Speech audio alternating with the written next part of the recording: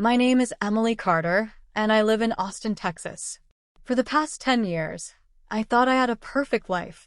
I had a loving husband, Michael, who worked tirelessly as an engineer, and two beautiful children who filled our home with laughter. From the outside, anyone looking at us would say we were the picture of a happy, thriving American family. But I ruined everything one night. And it all started at a party. The party that changed everything. It was a Saturday evening when my best friend Jessica invited us to her annual backyard party. Jessica's house in suburban Austin was always buzzing with life, music, and neighbors. Michael and I rarely went out because of our busy schedules, but that night, he agreed to come with me. Michael was never the kind of man who enjoyed crowds. He was reserved, thoughtful, and sometimes too serious. I, on the other hand, loved being the center of attention. I thrived on laughter, stories, and the spotlight. As the evening went on, people gathered around the fire pit, drinks in hand, swapping funny stories. When it was my turn, I started telling anecdotes from our marriage. At first, it was lighthearted, like the time Michael accidentally burned the Thanksgiving turkey or how he got lost driving to a wedding even with GPS. People laughed, and I loved the feeling.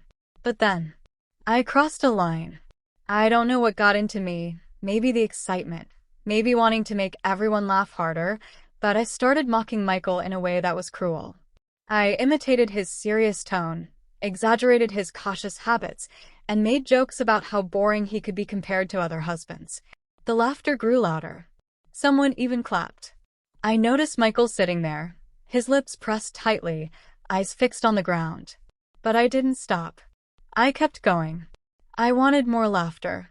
And I got it, at his expense. Michael's silence. After the crowd settled, Jessica tried to lighten the moment by saying, "Oh, come on, Emily, we all know Michael's a great guy." Everyone nodded, but the air had shifted. Michael stood up, his face pale but calm. He didn't yell, he didn't argue, he simply said, "I think it's time we head home." The car ride was silent.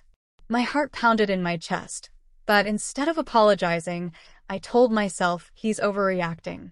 It was just a joke. When we got home, he quietly went into the guest bedroom and closed the door. That night, for the first time in years, we slept in separate rooms.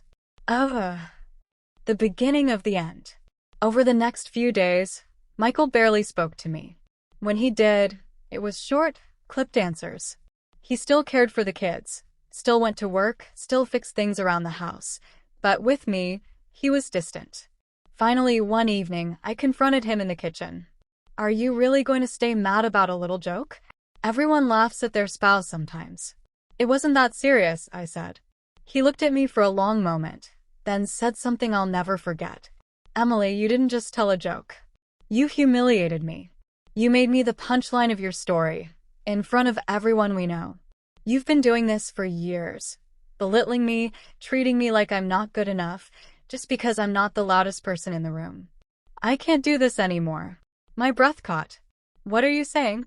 "I'm saying," he replied slowly, "I want a divorce." My world collapses. The word divorce echoed in my ears like a thunderclap. I laughed nervously, thinking he couldn't mean it. But his expression was steady, determined. "Michael, no. You don't mean that. We have kids, a life." "I mean every word," he interrupted. "Emily, I've tried for years to make you happy. I've overlooked your jokes, your criticisms, your comparisons. But last night at that party, it was the last straw. I realized you don't respect me. And without respect, there's nothing left." Tears stung my eyes. I begged, I pleaded, I promised to change. But he shook his head. "It's too late. I need to do this for myself." The aftermath. The weeks that followed were some of the darkest of my life. Michael moved into an apartment downtown, and we told the kids together. He was calm and reassuring, while I was barely holding it together. At school drop-offs, other moms whispered about us. Friends who once laughed at my jokes now avoided me. I felt the weight of judgment everywhere I went. Most nights, I lay awake replaying that party in my head. The laughter that had once filled me with pride now felt like knives cutting through my soul. I had traded my husband's dignity for a few moments of attention, and I lost everything because of it. Trying to rebuild. I started going to therapy, hoping to understand why I always sought validation at the expense of the person who loved me most. I realized it wasn't just that one night. I had spent years dismissing Michael's quiet strength, mistaking his humility for weakness. I reached out to him one last time. We met at a quiet cafe in downtown Austin. He looked tired but peaceful, like a man who had finally set down a heavy burden. "Michael," I said, my voice trembling, "I just want to say I'm sorry. For everything, for mocking you, for not appreciating you, for hurting you in ways I didn't even realize. I hope one day you can forgive me." He nodded slowly. "I forgive you, Emily. But forgiveness doesn't mean we can go back. I need to move forward. And so do you." The final goodbye. Our divorce was finalized a few months later.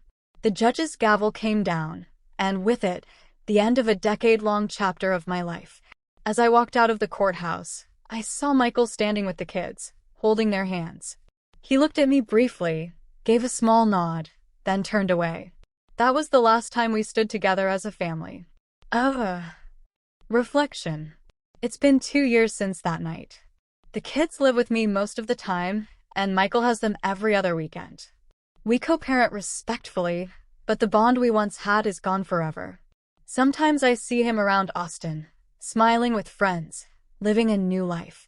And every time it reminds me of what I destroyed.